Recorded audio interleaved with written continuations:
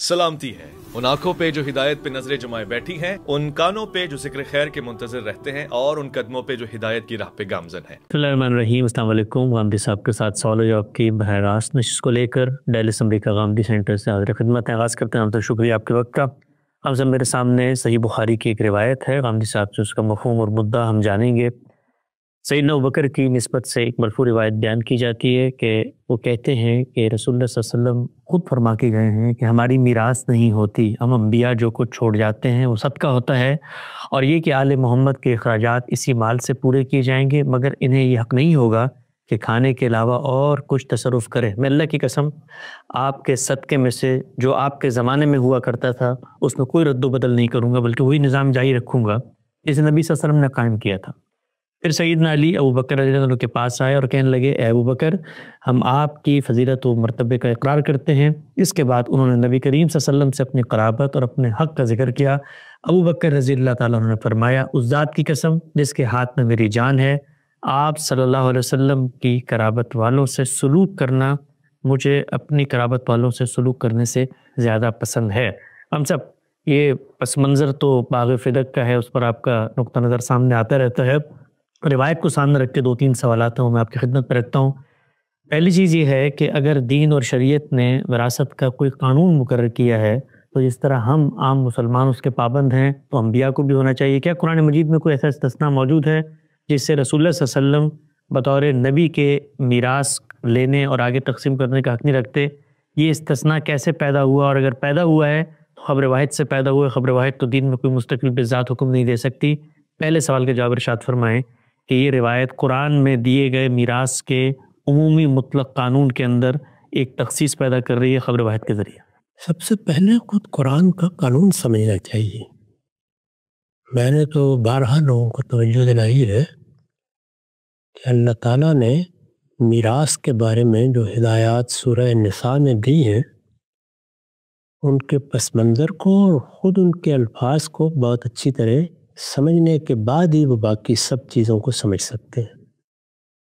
पस मंज़र ये है कि पहले से मीरास की तक़सीम के बारे में कुछ रवायात चली आ रही थी, उनको कुरान मजीद ने मारूफ़ से ताबीर किया है।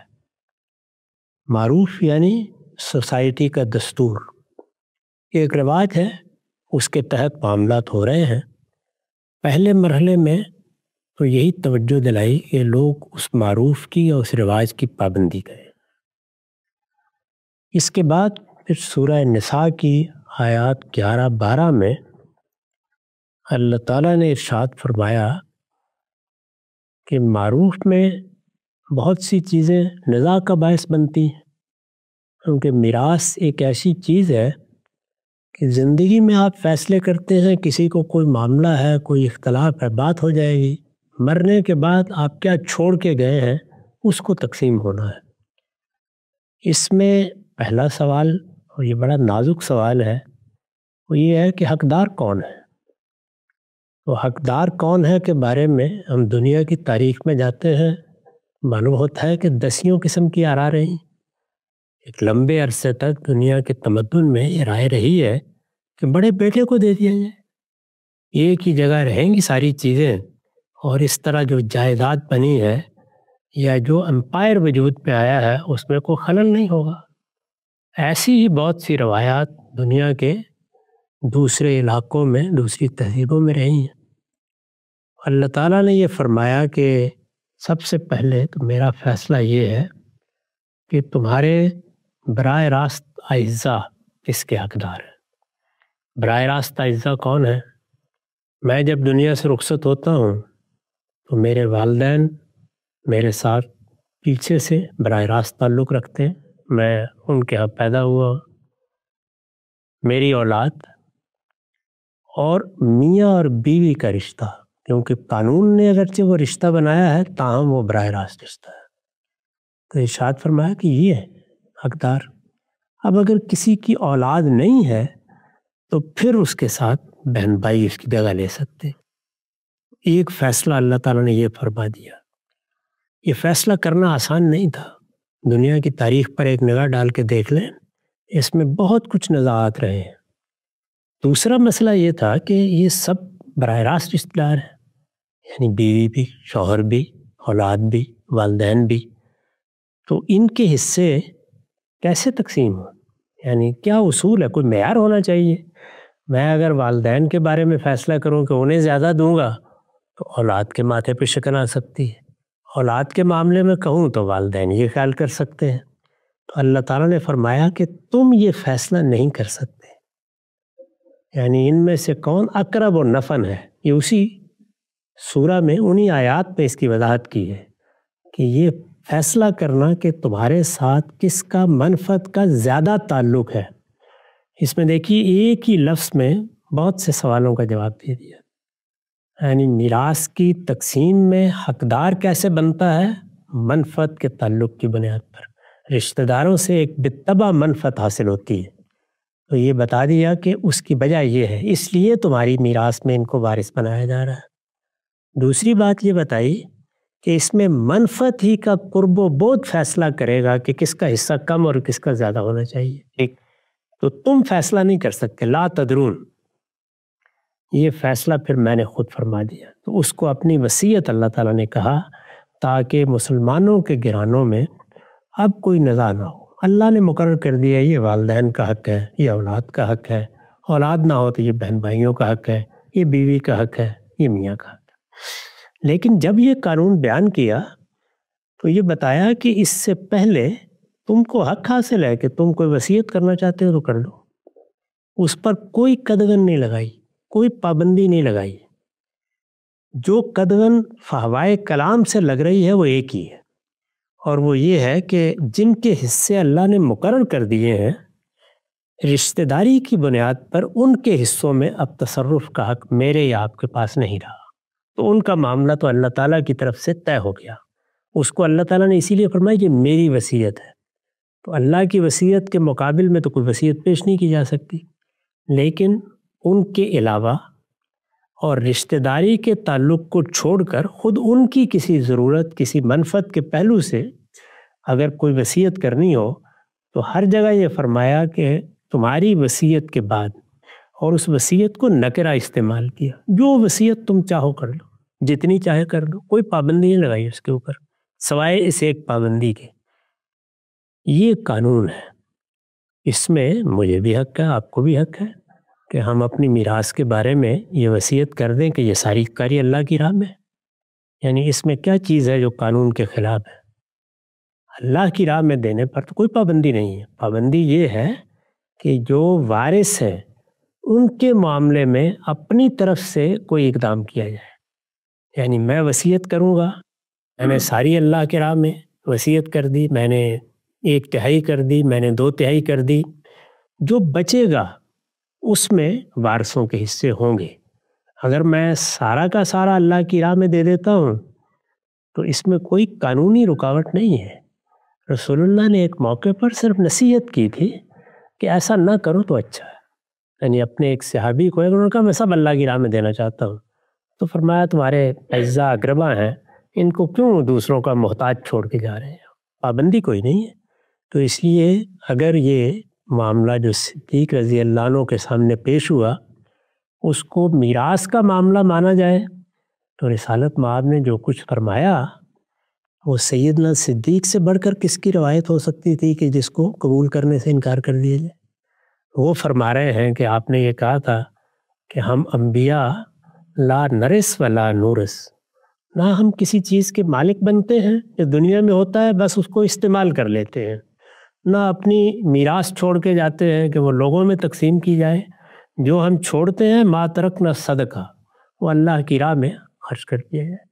اگر اس زاویے سے انہوں نے دیکھا یہ بھی بالکل ٹھیک ہے، اور اگر دوسرے زاویے سے دیکھیے جو قرآن نے بیان کیا ہے کہ یہ در حقیقت یعنی فدق اور اس طرح کے باغات وغیرہ یہ کوئی ذاتی ملکیت تھے ہی نہیں، یہ تو اللہ تعالیٰ نے قومی املاک کی حیثیت سے محفوظ رکھ لیے تھے، اور یہ فرمایا تھا بلکہ اسی میں یہ اصول بیان کیا ہے، یہ بھی بتایا ہے کہ کیوں قومی املاک رہنی چاہیے، سورہ حشر میں ہے تو اس میں پوری بات بیان کی ہے کہ قومی املاک جیسے زمین ہے، جس طرح زمین کے خزانے ہیں، تو یہ فرمایا ہے کہ یہ قومی املاک کی حیثیت سے رہنے چاہیے، کیونکہ اگر تم ان کو نجی ملکیت میں دے دو گے تو لکیلا دولتم بین الاغنیاء منکم، ایسا ہوگا پھر کہ یہ تمہارے اغنیاء ہی میں گردش کرتے رہیں گے، یعنی نجی ملکیت پہ دے دو گے تو تھوڑا عرصہ نہیں گزرے گا کہ چند ہاتھوں میں چلے جائیں گے اور انہی کے ہاتھوں میں جائیں گے جن کے لیے اللہ تعالیٰ نے غنی ہونے کے مواقع پیدا کر دیے ہوتے ہیں، کیونکہ دنیا میں اس کے کچھ قوانین اور اصول چل رہے ہیں، تو ان کو قومی املاک رکھا جائے۔ یہ قومی املاک کی حیثیت سے رسالت پاک صلی اللہ علیہ وسلم کے پاس تھے، اور اس میں خود اللہ تعالیٰ نے بتا دیا تھا کہ آپ اس میں اپنے اخراجات بھی پورے کریں، اپنے اعزاء اقربا کے اخراجات بھی پورے کریں۔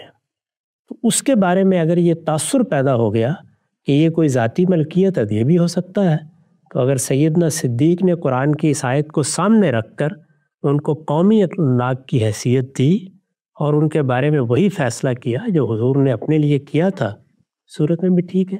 تو آپ قرآن کے زاویے سے دیکھیے اور ان کو قومی املاک کی حیثیت سے سامنے رکھ کر رائے قائم کیجیے، تب بھی سیدنا صدیق ہی کی رائے درست معلوم ہوتی ہے۔ اور اگر میراث کے معاملے میں جو کچھ انہوں نے فرمایا ہے اس کو سامنے رکھیں تب بھی قرآن کی روشنی میں بالکل ٹھیک ہے۔ تو میرے نزدیک اگر آدمی جذبات یا تعصبات میں مبتلا نہ ہو تو استدلال کی بنیاد پر تو سیدنا صدیق کی رائے پر کوئی ادنا اعتراض نہیں کیا جا سکتا۔ تو بالکل واضح ہوا۔ ہم سب کچھ ضمنی توضیحی سوالات ہیں اسی سے متعلق، وہ بھی رکھتا ہوں آپ کی خدمت میں۔ سب سے پہلی چیز جو اولاد ہے، ظاہری بات ہے اس قضیے کے اندر تو اولاد فریق کی حیثیت سے کھڑی ہوئی ہے۔ سیدہ فاطمہ ایک چیز کا مطالبہ کر رہی ہیں۔ پہلا سوال یہ ہے کہ جو رسالت مآب صلی اللہ علیہ وسلم نے وصیت کی تھی، اس وصیت سے خود اولاد کیسے ناواقف ہے، اور باہر سے ایک شخص جو ہے وہ کہہ رہا ہے کہ جی یہ ہمیں رسول اللہ کی وصیت ہے۔ تو وصیت تو عام طور پہ یہ ہوتا ہے کہ تمام اعزاء اس وصیت سے واقف ہوتے ہیں، ظاہری بات ہے اس معاملے میں اولاد کے پاس جو کچھ نہیں آ رہا، تو رسول اللہ صلی اللہ علیہ وسلم کی نسبت سے اگر یہ بات آئی ہے تو عقل یہ کہتی ہے کہ یہ بات تو بچوں کو پہلے معلوم ہونی چاہیے تھی بنسبت باہر والوں کے۔ یہ رسالت مآب صلی اللہ علیہ وسلم نے یہ بات کسی موقع پر مسجد میں، کسی خطبے میں، کسی موقع پر فرمائی ہوگی، وہ بسا اوقات ذہن میں نہیں رہتی۔ اس کی ایک بڑی نمایاں مثال سقیفہ بنی ساعدہ میں سامنے آئی۔ رسالت مآب نے یہ فیصلہ کر دیا تھا کہ دو جماعتیں ہیں، ایک انصار کی ہے، ایک قریش کی ہے، میرے بعد اقتدار قریش کو منتقل ہو جائے گا، لیکن انصار اس کو بھول بیٹھے ہیں۔ وہاں پر باقاعدہ مجلس منعقد ہوئی، تقریریں ہونا شروع ہو گئی۔ سیدنا صدیق نے ہی یاد دلایا اور سعد بن عبادہ رضی اللہ عنہ کو مخاطب کر کے یاد دلایا کہ لقد علمت یا سعد، آپ کو معلوم ہے نا کہ حضور نے یہ فرمایا تھا۔ تو اس وقت ان کو یاد آ گیا، انہوں نے اس کی تصدیق کر دی۔ تو ایسا بارہا ہوتا ہے کہ ایک چیز کہی گئی تھی لیکن وہ ذہن میں نہیں رہی، توجہ نہیں رہی، یا اس کی کوئی دوسری توجیہ ذہن میں ہے جس توجیہ پر آپ مطمئن ہیں، یعنی وہ بات کسی خاص مال کے بارے میں فرمائی گئی تھی، اس کے بارے میں نہیں فرمائی گئی تھی۔ تو اس طرح کی بہت سی چیزیں ہو سکتی ہیں جن کو سامنے رکھ کر سیدہ نے یہ خیال کیا ان کے بارے میں بھی کوئی ایسی رائے نہیں قائم کرنی چاہیے۔ وہ کون سا معاملہ ہے جس میں دو آراء نہیں ہو جاتی، استدلال کی بنیاد پر دیکھا جائے گا۔ تو سیدنا صدیق کا استدلال انتہائی قوی ہے، اس وجہ سے معاملہ کیا ہوا، کیا نہیں ہوا، کیوں غلط فہمی ہوئی، یہ اگر نہ بھی ہماری سمجھ میں آئے تو آخر اس میں اتنا زیادہ سر کھپانے کی ضرورت ہی کیوں ہے؟ جو اصل معاملہ ہے وہ قرآن کی روشنی میں بالکل بات ہے۔ یہ بات سمجھ میں آتی ہے، ہم سب ہوتا ہے اکثر کہ کسی بزرگ کو، کسی بڑے کو، کسی ایک فریق کو بھی بات کہہ دی جاتی ہے کہ میرے بعد اس طرح معاملات کرنا، اولاد کے علم میں بہت ساری چیزیں ہیں جو مرنے کے بعد آتی ہیں۔ اچھا ہم سب تھوڑا نازک سوال ہے لیکن ایک اعتراض پیدا ہوتا ہے تو میں آپ کی خدمت میں رکھ دیتا ہوں جو آپ نے موقف پیش کیا۔ رسالت مآب صلی اللہ علیہ وسلم کے پاس جب صحابہ میں سے کوئی ایک صحابی آتا ہے اور وہ پوچھتے ہیں وصیت کے بارے میں، جو حق آپ نے بتایا میراث کے قانون میں قرآن مجید میں دے دیا گیا ہے، آپ جب ان کو وصیت کرتے ہیں تو رسالت مآب صلی اللہ علیہ وسلم وصیت یہ کرتے ہیں کہ سارا مال مت کرو، بھائی اولاد کا بھی ظاہری بات ہے حق ہے، ایک تہائی زیادہ سے زیادہ آپ نے کہہ دیا، یاد دے دی، تلقین کر دی۔ سوال یہ پیدا ہوتا ہے کہ جو تلقین دوسروں کو کی گئی ہے اس کو بطریقہ اولا خود پیغمبر کو عمل درآمد کرنا چاہیے، ظاہری بات ہے اس کی بھی اولاد ہے، اس کا بھی حق ہے، اور اس سچویشن میں اولاد وہ حق منوانے کے لیے سامنے بھی آ گئی ہے، گویا تقاضا فطری طور پر موجود تھا، پیدا ہوا، ضرورت سامنے آ گئی۔ تو جو نصیحت دوسروں کو کی گئی پیغمبر کی جانب سے، آپ کے موقف کو اگر تسلیم کر لیں تو سوال پیدا ہوتا ہے کہ خود پیغمبر نے اس کا عمل کیوں نہیں کیا؟ سیدنا صدیق نے اس کی وضاحت کر دی ہے، اور وہ یہ کہ جس طریقے سے رسول اللہ ان کی کفالت کرتے تھے، ان کا حصہ دیتے تھے، وہ فرماتے ہیں میں ایسے ہی دیتا رہوں گا۔ یہ قومی املاک ہے، رہیں گی، اس لیے محرومی کا تو وہ فیصلہ نہیں۔ رسول اللہ کو پتا تھا مال فے تو چل ہی رہا ہے، اسی لیے یہ تو ان کو معلوم تھا، رسول اللہ کو بھی معلوم تھا۔ سیدنا صدیق نے اس کی وضاحت کر دی کہ رسول اللہ جس طرح تمہاری کفالت کرتے تھے، جس طرح تمہیں اس میں سے کوئی مال دیتے تھے، جس کو بھی دیتے تھے، یعنی ظاہر ہے کہ آپ کی ازواج مطہرات بھی تھیں، کوئی میراث ہوتی تو اس میں ان کا حصہ بھی تھا۔ اسی طریقے سے آپ کے چچا تھے، کیونکہ بیٹی ہے تو بیٹی کو تو اگر میراث بھی تقسیم کی جائے گی تو قانون کے مطابق آدھا ہی ملنا ہے نا، باقی آدھا تو باقی اجزاء کی طرف جانا ہے۔ تو انہوں نے اس موقع پر جس طرح آپ نے روایت پڑھی ہے پوری وضاحت کر دی ہے کہ وہ حصے ایسے ہی ملتے رہیں گے، اور یہی ہوا، یعنی پوری کفالت ہوتی رہی، اسی طرح سے ملتے رہے، اور اس کے بعد بندوبست بھی ایک موقع کے اوپر انہی لوگوں کے سپرد کر دیا گیا تھا کہ آپ خود دیکھ لیا کریں ان معاملات کو۔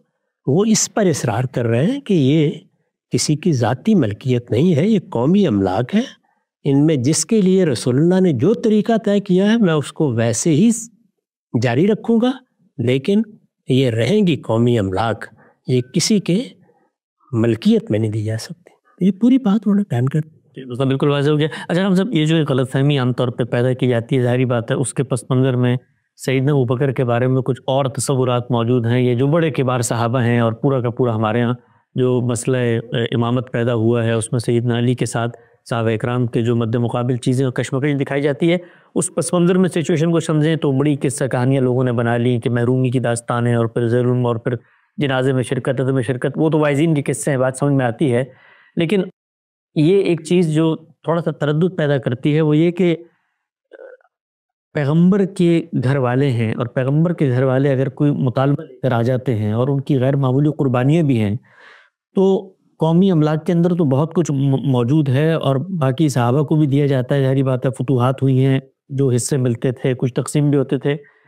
تو جس طرح کی ڈیلنگ کا طریقہ کار سامنے آتا ہے اس میں یہ کہ بالکل قانونی طرح کی ڈیلنگ ہوئی ہے کہ بھئی جو وہ چھوڑ کے گئے تھے اسی طریقے سے لے گا، ملکیت نہیں ملے گی، یعنی کوئی احسان کا معاملہ پیغمبر کے گھر والوں کے ساتھ غیر معمولی محبت، وہ کہتے ہیں کہ میں اپنے اشاروں سے زیادہ کروں گا لیکن دوں گا صرف وہی جو طے کر کے گئے ہوئے، یعنی اتنی اراضی، اتنی فتوحات، اتنی ملکیتیں قومی خزانے میں موجود تھیں، تو کچھ اور دینے میں کیا حرج تھا؟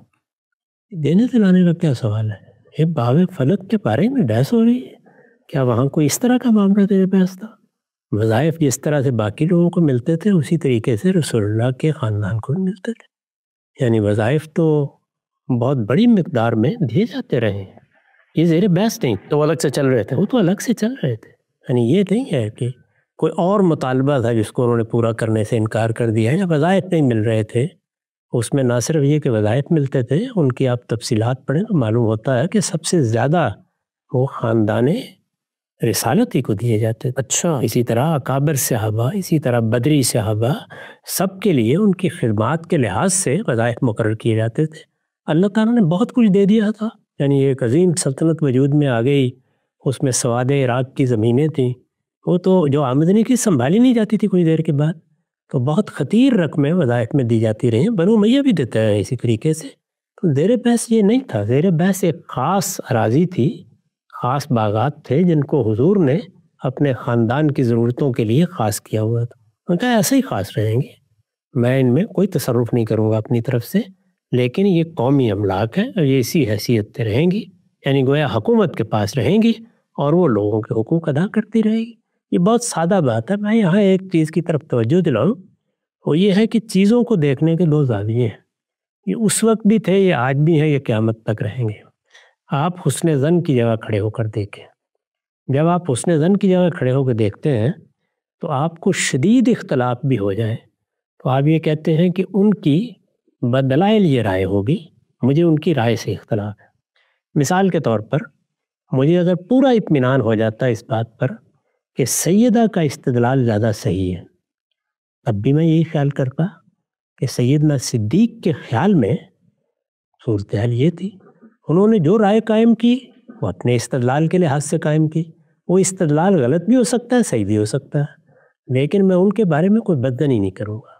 میں نے بارہا اپنے اہل تشیع بھائیوں کو یہ مشورہ دیا ہے کہ وہ اپنے پورے موقف پر قائم رہیں، مخالفین کے بارے میں یہ مان لیں کہ ان کی رائے سے یا ان کے مقدمات سے ان کا اختلاف دلائل کی بنیاد پر، اور یہ کہہ دیں کہ ان کے دلائل کمزور ہیں، ہم ان کو نہیں مانتے. یہ سارے جو کچھ بھی اختلافات ہیں یہ اگلے دن بالکل ختم ہو جائیں گے. یعنی اختلافات رہیں گے لیکن مخالفتیں ختم ہو جائیں گی, طعن و تشنیع ختم ہو جائے گی, نفرتیں ختم ہو جائیں گی. یہ بات یہ ہے کہ میرے اور آپ کے درمیان ایک جائیداد کے بارے میں کوئی مسئلہ ہو گیا ہے, ایک رائے آپ کی ایک میری ہے. ایک یہ ہے کہ میں یہ کہوں کہ ان کی تو نیت خراب ہو گئی, انہوں نے قبضہ کر لیا اس کے اوپر. ایک یہ ہے کہ میں یہ کہوں کہ ان کا نقطہ نظر مجھ سے مختلف ہے, ان کے دلائل کمزور ہیں, میں ان دلائل کی بنیاد پر یہ رائے رکھتا ہوں, یہ رائے رکھتے ہیں. مذہب میں بھی اگر یہی رویہ اختیار کر لیا جائے, عقائد میں بھی یہی رویہ اختیار کر لیا جائے, تفسیر میں بھی یہی رویہ اختیار کر لیا جائے, تو پھر مسلمانوں کے اندر 1000 مدرسہ فکر ہو کوئی خرابی نہیں ہوتی, پھر وہ مدارس فکر ہی رہتے ہیں. لیکن جب اس سے آگے بڑھ کر ہم نیت پر حملہ آور ہوتے, محرکات طے کرتے, اس کے پس منظر میں اترنے کی کوشش کرتے, لوگوں کو دشمن بنا کے غور کرتے ہیں, تو پھر ظاہر بات ہے کہ ایک دوسرے کے لیے دشنام ہوتی ہے. پھر وہی آدمی جو اپنی طرف سے پوری صداقت کے ساتھ ایک معاملہ کر رہا ہوتا ہے, اس کے لیے غاصب سے کم لفظ ہمارے پاس نہیں ہوتا. تو اس میں کوئی حرج نہیں ہے کہ آپ اپنا استدلال قائم رکھیں. اگر آپ کے نزدیک ایک عقیدہ ہے, ایک نقطہ نظر ہے, وہ آپ اس کو درست سمجھ کے اختیار کیے رہیں. دوسرے کا یہ حق مان لیں کہ وہ نیک نیتی کے ساتھ آپ سے اختلاف کر رہا ہے. یہ دنیا میں جینے کا سلیقہ ہے, اختیار کر لیجئے, مسائل ختم ہو جائیں گے. آراء رہیں گی, اختلافات بھی رہیں گے, لیکن اختلافات کبھی انسانوں کے درمیان نفرت کی دیواریں نہیں بنائیں گے. نقطہ بالکل واضح ہو گیا. باغ فدق کے حوالے سے جو ایک روایت ہمارے یہاں بخاری میں آتی ہے انبیاء کی وراثت کے باب میں, اس کو ہم نے غامدی صاحب سے جانا. اس موضوع پر ایک بہت تفصیلی آرٹیکل مولانا سید ابو العلا صاحب مودودی کا موجود ہے, اس کی آڈیو میں انشاءاللہ لنک ہم یہاں دے دیں گے ہمارے سینٹر کے, اس پہ بھی ہے. پورا جو ذخیرہ تاریخ ہے, خود اس کے بعد سیدنا عمر نے اس معاملے کو کیسے دیکھا, کیسے حوالہ جات دیے, اور ریاست کا کیا معاملہ رہا آل رسول کے ساتھ, وہ سب کچھ وہاں پر انہوں نے جمع کر دیا. وقت ہمارا ختم ہوتا ہے, دوبارہ حاضر خدمت ہوں. جب تک آپ کو